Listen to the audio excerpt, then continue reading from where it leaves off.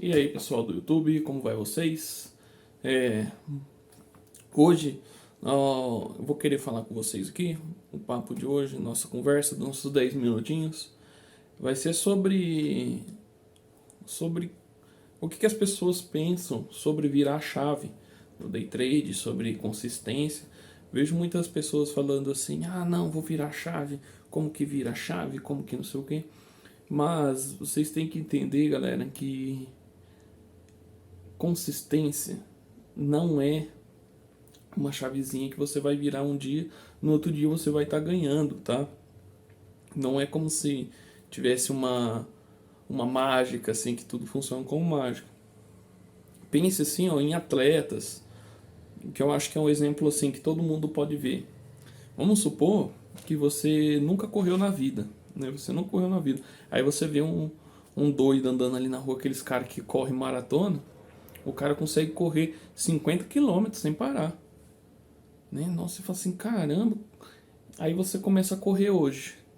Só que você tem 30 anos, você nunca correu na sua vida e você começou a correr hoje, né? Provavelmente você está sedentário, acima do peso, começou a correr hoje. Sabe o que vai acontecer com você? Sabe? Cara, eu tenho certeza que se você não arrebentar o seu tornozelo, 100% de chance que você vai romper um ligamento do joelho. Se você for tentar acompanhar aquele cara. Sabe por quê? Porque não foi do dia para noite que ele começou a conseguir correr 50 quilômetros. Vocês entendem? Ele começou correndo um. Aí depois de um tempo ele começou a correr dois. Aí provavelmente ele se machucou. Voltou a correr um de novo. Depois voltou a correr dois. Depois do dois ele foi pro três. Com o tempo lá correndo três. Aí foi correr 3,5. Não conseguiu. Correu dois de novo. Só que aí,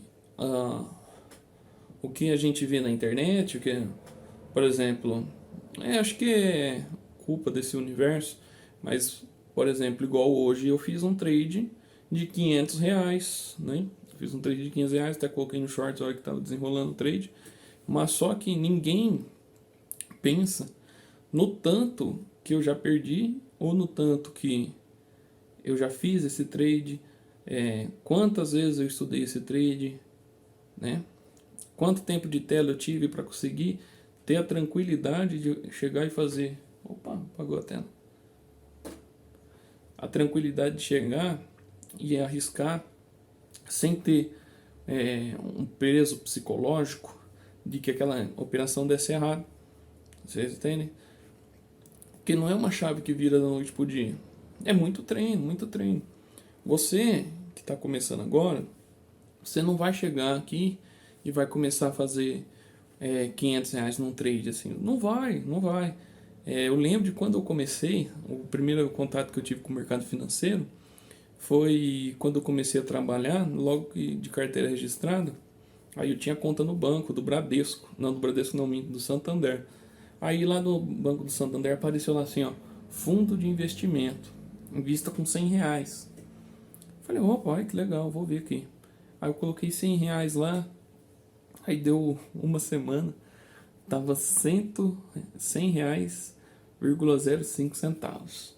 Aí nessa época eu ainda também trabalhava de garçom. Aí eu até comentei com outro garçom na época lá. Aí eu falei assim, cara, olha aqui, ó, não sei o que, coloquei o dinheiro aqui e rendeu 5 centavos. Aí ele falou assim, porra, 5 centavos, hein? Tirou uma barato com a minha cana. Eu falei, porra, mano, né? Pessoas para desanimarem vocês no caminho sempre vai ter.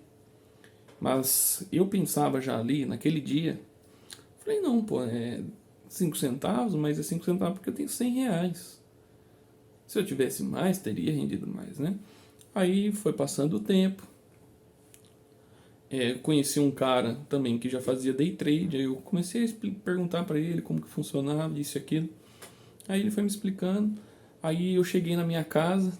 Aí falei, opa. Aí eu procurando, né, sobre o assunto do day trade, acabei caindo na IK Option. Falei, é legal, tem um simulador aqui. Aí eu assisti o vídeo do Ports Trader na época, né? Foi o primeiro canal que eu descobri de trade, day trade, foi o Ports. E comecei a aplicar o que ele falava ali no simulador do Key Option. Então olha só, desde quando comecei a treinar. Só que aí foi passando tempo, ali aí eu larguei de mão daquilo. Falei, não, vamos, deixa quieto isso aí. Não quis, não tinha gastado dinheiro nenhum, né? Não coloquei na Key Option. Só que aí depois foi passando tempo de novo, aí eu comecei a me interessar de novo sobre o assunto, comecei a estudar de novo, peguei lá de novo, eu falei assim, opa, já sei que tem aquele aplicativo lá que tem um simulador, vou pegar aquele aplicativo. Fui lá, baixei o aplicativo do Key Option, comecei a ver. Aí logo depois disso, entrou a pandemia, eu fui mandado embora do meu serviço, mas eu já estava trabalhando em outro, então aí eu peguei aquela rescisão e entrei pro mercado financeiro assim, né? Comecei a mexer.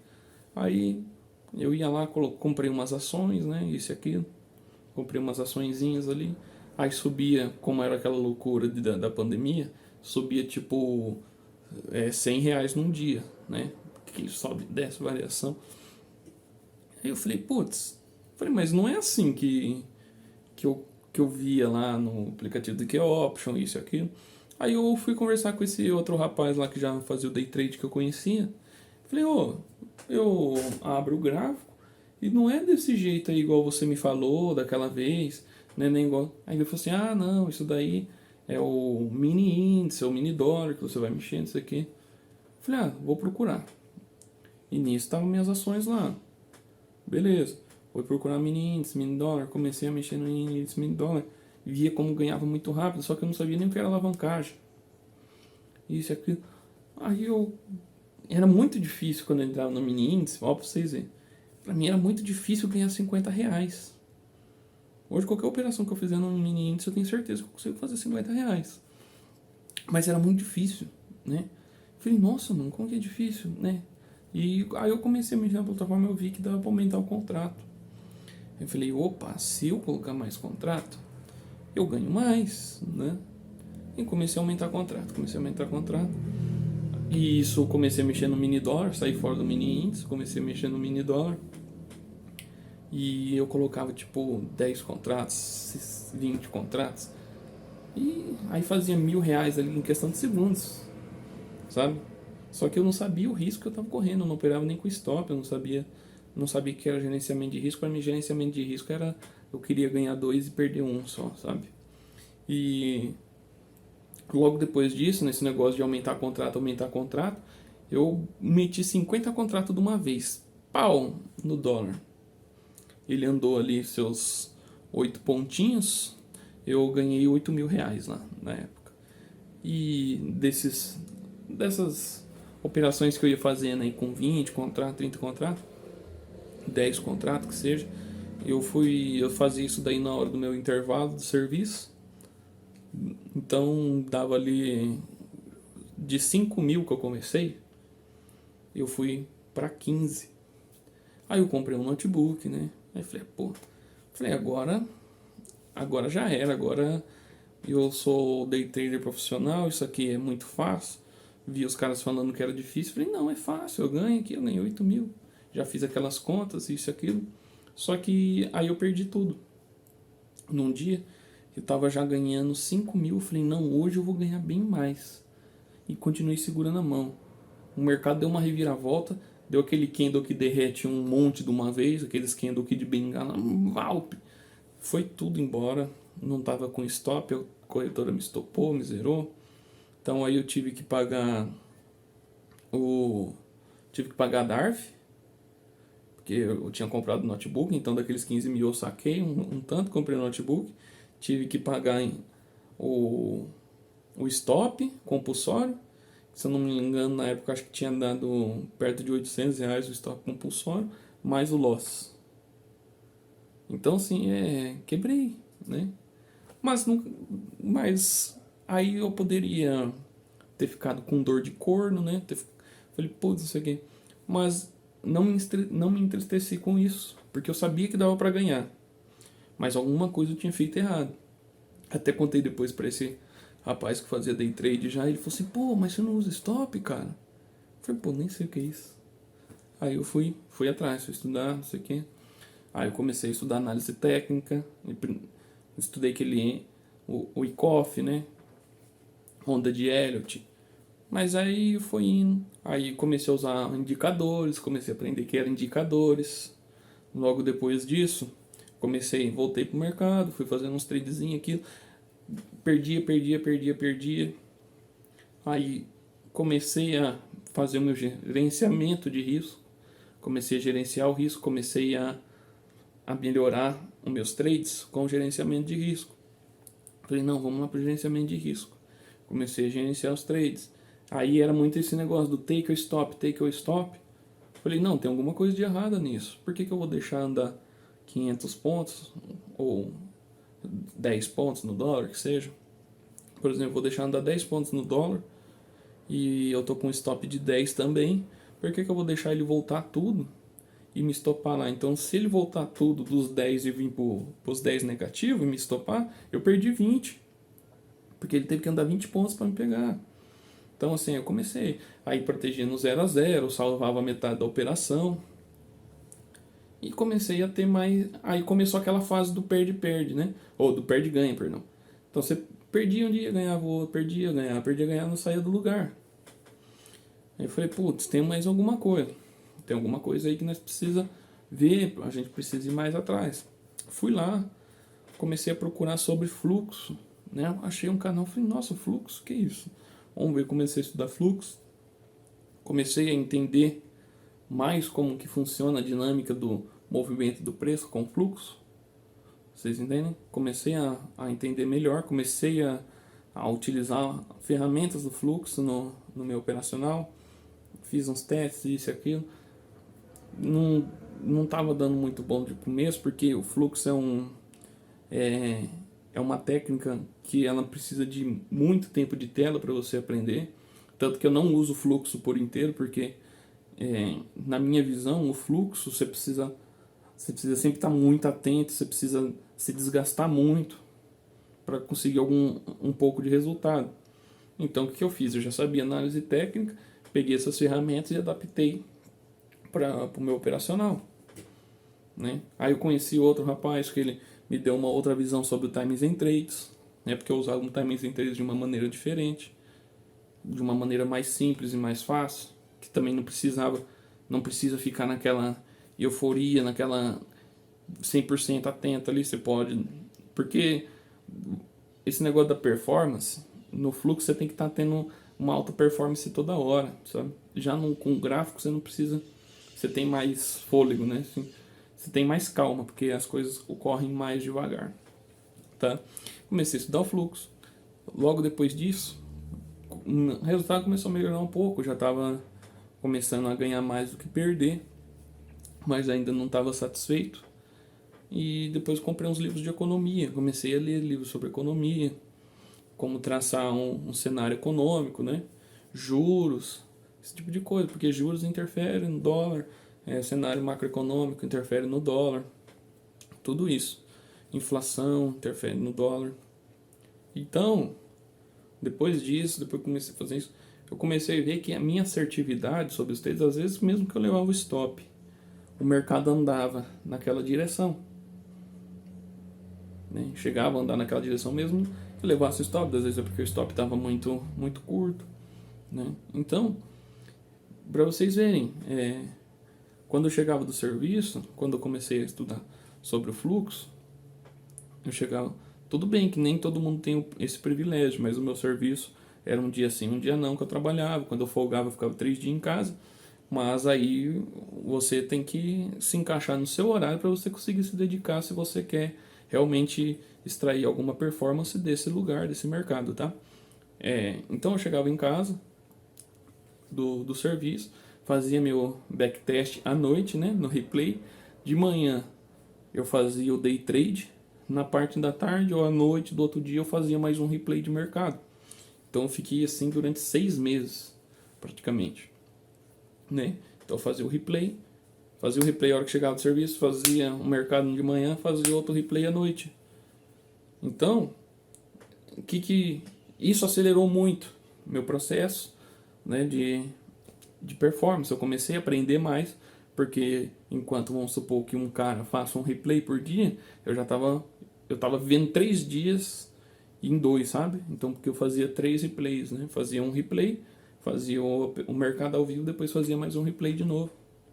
E depois já no outro dia já ia fazer outro replay, mais um mercado ao vivo, outro replay. Então, comecei a ter um acúmulo de horas, comecei a ter feeling do mercado, de quando sair, quando entrar. Porque também às vezes vai muito de feeling. Não só técnico, mas tá ali, tá começando a formar ali, dar uma entrada pra sua técnica, você entra antes, porque você tá sentindo que o mercado vai. Isso você só pega com o tempo. Entenderam? Então, esqueçam desse negócio de virar a chave. Começa com pouco, né? Olha eu, por exemplo, esse mês eu fiz vários trades curtos para conseguir fazer um trade igual esse que eu fiz hoje, que eu coloquei no shorts ali, que eu bati 50 pontos no dólar. Não é todo dia que eu consigo fazer 50 pontos no dólar, né? Então, todo dia arriscando um pouquinho ali, fazendo um pouquinho, mas no dia que está propício para pegar bastante pontos, e eu deixo aberto para pegar bastante pontos, igual um rapaz ali no Discord, lá no nosso Discord, perguntou: ah, mas quanto que é a sua meta mensal? Eu falei: eu não tenho meta mensal. Minha meta mensal única que eu tenho é de perda, eu não limito o ganho. Ganhos eu não limito, eu só limito a perda. Porque isso aqui é renda variável, né? Então eu não quero ganhar, se eu quisesse ganhar fixo eu ia para o CLT de novo. Eu quero ganhar variável. Eu quero um mês ganhar 10 mil real, quero um mês ganhar 5, no outro mês perder 2, no outro mês perder 2 de novo, depois ganhar 5 de novo. É isso que eu quero, né? Aí mais para frente, quando a gente tiver grande, fazer 20 mil no mês, né? Que essa é a minha meta. É chegar um dia e ganhar 20 mil no mês. E vocês vão ver nesse canal que vai acontecer. Vocês entendem? Então, imaginem isso. Olha só a caminhada que eu vim, foi mais de 2 anos vindo atrás do mercado financeiro para eu conseguir chegar um dia e fazer um trade de 500 reais. Não foi fácil. Mas quem vê já pronto, não viu o processo e fala assim: ah, não, deve ser pilim-pim-pim e tá pronto, tá, gente? Então, tenham mais consciência. E quem não perde no mercado financeiro, só existe 2 pessoas que não perdem no mercado financeiro: o que não opera e os bancos, né? Esses caras não perdem. E tem os que ganham. Tem os que ganham consistentemente e os que ganham inconsistentemente. Os que ganham consistentemente são os que têm medo de perder dinheiro. Quem tem medo de perder dinheiro ganha, tá? Pense nisso. Quem tem medo de perder dinheiro ganha. Quem não tem medo de perder dinheiro perde dinheiro. Porque o cara vai fazer R$ 1.000 hoje, amanhã ele vai perder 2.000. O cara que tem medo de perder dinheiro, ele vai fazer 100 hoje, amanhã ele não vai querer perder esse 100. Entendeu? Então vamos supor assim, o cara ganhou 100 hoje, amanhã ele só aceita perder 20. Aí depois ele ganhou 100 de novo, ah não, agora só aceito perder 10. Quanto mais medo de perder o dinheiro dele, menos dinheiro ele perde. E quanto o outro cara, mais dinheiro ele perde. Assim ele não chega a lugar nenhum, tá bom? Já passou bastante do tempo, passamos 8 minutos do tempo aí, que era 10 minutinhos. Mas acho que isso aqui é como vou fazer como se fosse um vlog meu, né? E bom resto de semana para vocês. Vou lançar mais um vídeo que eu fiz sobre a importância de média móveis na sua análise e até mais.